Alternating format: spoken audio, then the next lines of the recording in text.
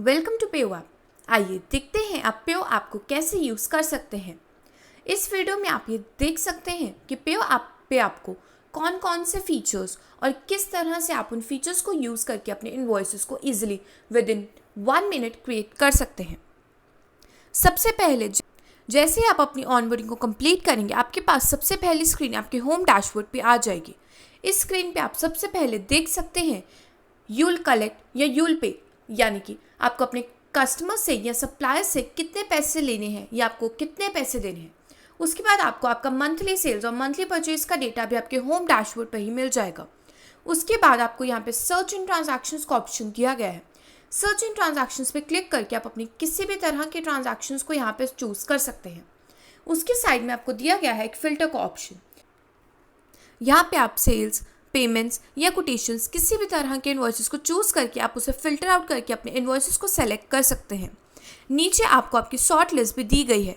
इसके अंदर आप अपने सबसे रीसेंट या सबसे ज़्यादा अमाउंट की या सबसे लीस्ट अमाउंट या सबसे पुराने बिल्स, उस तरह से आप अपने सब इनवॉइसेस की सॉर्टिंग कर सकते हैं। उसके बाद आपको नीचे आपकी पेमेंट रिसीव करने के लिए और सेल्स ऐड करने के लिए एक डायरेक्ट सेल्स बटन और टेक पेमेंट का बटन दिया गया है। उसके सेंटर में आपको एक प्लस बटन दिया गया है। जैसे ही आप प्लस साइन पे क्लिक करेंगे, आप यहाँ पे देख सकते हैं कि आप यहाँ पे अपनी सेल्स और परचेज के रिगार्डिंग सारी ट्रांजैक्शंस, जैसे आपकी payment received, sales return, quotations, purchase, payment out या परचेज रिटर्न, हर तरह के ट्रांजैक्शन आप यहाँ पे इस दिए गए प्लस साइन से क्लिक करके क्रिएट कर सकते हैं। उसके बाद हमें पार्टीज का डैशबोर्ड दिया गया है। पार्टीज के डैशबोर्ड पर आपका ऑटोमेटिकली कैश सेल्स और कैश परचेज की डिटेल्स दी गई हैं। यहाँ पे आप नीचे दिए गए ऐड सप्लायर या ऐड कस्टमर के बटन से एक सप्लायर या कस्टमर को यहाँ पे नॉर्मली क्रिएट कर सकते हैं। आइए हम एक कस्टमर के प्रोफाइल को क्रिएट करके चेक करेंगे। ऐड कस्टमर पे क्लिक करें। यहाँ पे आप अपने कस्टमर को अपनी कॉन्टैक्ट लिस्ट में से या आप अपने कस्टमर को मैनुअली पे ऐड कर सकते हैं। हम यहाँ पे ऐड कस्टमर मैनुअली पे क्लिक करेंगे। सबसे पहले आपको आपके कस्टमर को एज अ बिजनेस या इंडिविजुअल, यानी कि आपका कस्टमर एक बिजनेस बेस्ड कस्टमर है या इंडिविजुअल है। यहाँ पे हम एक बिजनेस बेस्ड कस्टमर को क्रिएट करेंगे। सबसे पहले अपने कस्टमर की पार्टी नेम को ऐड करें। अपने कस्टमर की कॉन्टैक्ट डिटेल्स ऐड करने के बाद आपको ऑप्शनल डिटेल्स का ऑप्शन दिया गया है। उसके बाद आपको जीएसटी का ऑप्शन दिया गया है। आप अपने कस्टमर का यहाँ पे जीएसटी नंबर और उसकी प्लेस ऑफ सप्लाई को ऐड कर सकते हैं। लास्ट में आपको आपके कस्टमर का एड्रेस देने का ऑप्शन दिया गया है। उसे सेव एंड क्लोज पे क्लिक करें। देख सकते हैं कि यहाँ पे आपके कस्टमर की एक आईडी क्रिएट हो गई है। यहाँ पे आप अपने कस्टमर को डायरेक्टली क्लिक करके उसको अपनी किसी भी पेमेंट के लिए रिमाइंडर्स डायरेक्टली 1 क्लिक में भेज सकते हैं। उसके बाद आप यहाँ पे अपने कस्टमर के लिए एक पार्टी स्टेटमेंट, यानी कि उन्होंने 1 मंथ या 1 ईयर में जितने भी ट्रांजैक्शंस किए होंगे, आपके पास उसके एक पीडीएफ फॉर्मेट में पार्टी स्टेटमेंट आ जाएगी। आप इस डैशबोर्ड पे क्लिक करके डायरेक्टली उस पार्टी की एक पीडीएफ स्टेटमेंट, यानी कि उन्हें कितने ट्रांजैक्शंस किए होंगे, उसको एक पीडीएफ फॉर्मेट में उसकी स्टेटमेंट जनरेट कर सकते हैं। या फिर आपके कस्टमर की कोई भी पेंडिंग पेमेंट होगी, उसके लिए आप उन्हें सेंड रिमाइंडर के थ्रू डायरेक्टली 1 क्लिक में उन्हें पेमेंट रिमाइंडर्स भेज सकते हैं। इसी तरह से आप अपने किसी भी सप्लायर की पार्टी को ऐड कर सकते हैं। उसके बाद हमें आइटम्स डैशबोर्ड दिया गया है। आइटम्स डैशबोर्ड में आपको ऑलरेडी 2 सैम्पल आइटम्स क्रिएट करके दिखाई गई हैं। आइए देखते हैं कि आप यहाँ पे एक नए आइटम को कैसे क्रिएट कर सकते हैं। क्रिएट न्यू आइटम पे क्लिक करें। यहाँ पे सबसे पहले आप अपनी आइटम को प्रोडक्ट या सर्विस की कैटेगरी में सेलेक्ट करेंगे। उसके बाद आप अपनी आइटम के नेम को ऐड करेंगे। उसके बाद आपको स्टॉक का ऑप्शन दिया गया है। आप यहाँ पे अपनी आइटम के ओपनिंग स्टॉक और किस डेट को है उसे यहाँ पे ऐड कर सकते हैं। उसके बाद आपको लो स्टॉक वार्निंग का ऑप्शन दिया गया है। अगर आप अपने किसी भी आइटम के लिए लो स्टॉक वार्निंग को ऐड करना चाहते हैं तो आप उसे सेलेक्ट करें और अपनी लो स्टॉक क्वांटिटी को ऐड करें।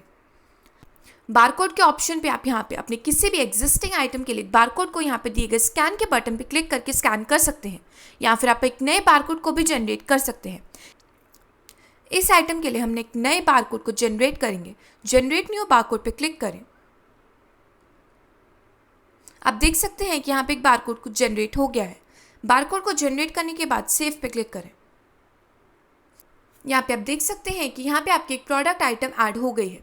अगर आप अपनी इसी आइटम के लिए स्टॉक को ऐड या रिड्यूस करना चाहते हैं, उसका ऑप्शन आपको हर आइटम के नीचे यहाँ पे ऐड स्टॉक और रिड्यूस स्टॉक के ऑप्शन में दिया गया है।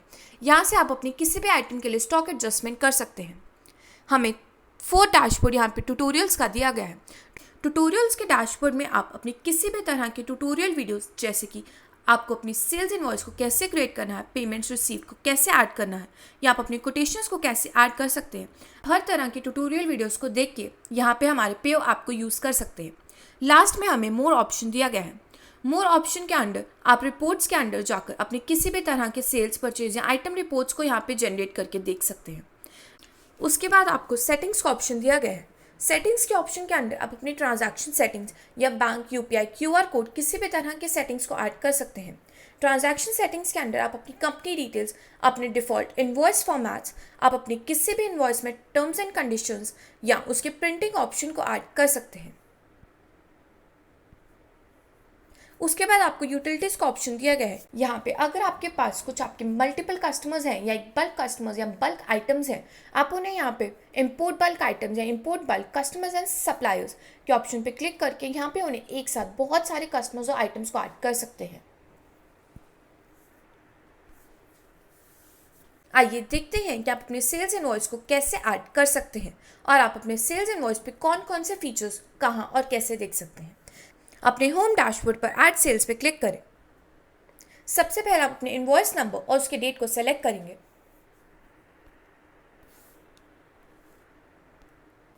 अपने कस्टमर नेम को सेलेक्ट करें।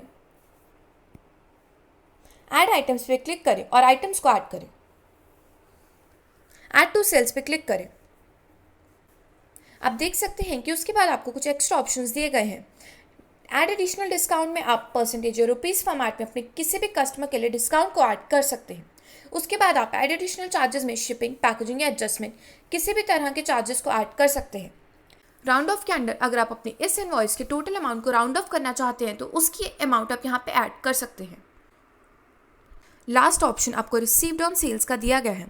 अगर आपने अपने कस्टमर से किसी भी तरह की कैश पेमेंट अपने इनवॉइस रिसीव करते समय ली है, उसे आप यहाँ पे ऐड कर सकते हैं। लास्ट में आप पेमेंट टाइप के अंदर आपने अपने कस्टमर से पेमेंट किस फॉर्मेट में ली है, कैश, चेक या ऑनलाइन, उसके डिटेल्स आप यहाँ पे ऐड कर सकते हैं। सब डिटेल्स को ऐड करने के बाद सेव एंड प्रीव्यू पे क्लिक करें। आप देख सकते हैं कि यहाँ पे हमारा एक सेल्स इनवॉइस क्रिएट हो गया है। सेल्स इनवॉइस में सबसे पहले आपको आपके बिजनेस का लोगो, आपके बिजनेस के डिटेल्स, जहाँ पे आपका business name, phone number, email ID, आपका एड्रेस, जीएसटी नंबर और आपका इंडस्ट्री फील्ड में आपने जो भी स्टैंडर्ड फील्ड्स को ऐड किया होगा उसकी डिटेल्स। उसके बाद आपको आपकी कस्टमर की डिटेल्स, जिसके लिए आपने इनवॉइस को रेज किया होगा, आपका इनवॉइस नंबर, इनवॉइस डेट और ड्यू डेट। उसके बाद आपको आपकी आइटम्स की डिटेल्स, क्वांटिटी, रेट और उसके टैक्स और अमाउंट वाइज दिए गए हैं। उसके बाद उसके नीचे अगर आपने कुछ भी तरह के एक्स्ट्रा फील्ड जैसे डिस्काउंट, शिपिंग और राउंड ऑफ ऐड किया है, उसकी डिटेल्स आ गई हैं। उसके बाद आपको नीचे आपका क्यूआर कोड और आपका यूपीआई आईडी जो आपने ऐड किया था उसकी डिटेल्स आ गई हैं और सबसे नीचे आपको आपकी बैंक डिटेल्स दी गई हैं। बॉटम राइट कॉर्नर में आपको आपकी टर्म्स एंड कंडीशंस दी गई हैं।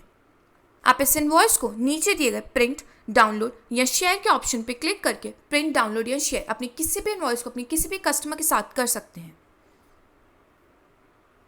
अगर आप अपने सब इनवॉइसेस और सब ट्रांजैक्शन बिल्स से पेओ की ब्रांडिंग को रिमूव करना चाहते हैं तो आप मोर ऑप्शन के अंदर जाकर तो हमारा पेओ मोबाइल प्रीमियम प्लान भी खरीद सकते हैं। इसके अंदर आपकी जितनी भी ब्रांडिंग आपके सब ट्रांजैक्शंस के ऊपर होगी वो डायरेक्टली एक ही क्लिक में रिमूव हो जाएगी और ये प्लान आपका 1 ईयर तक वैलिड रहता है।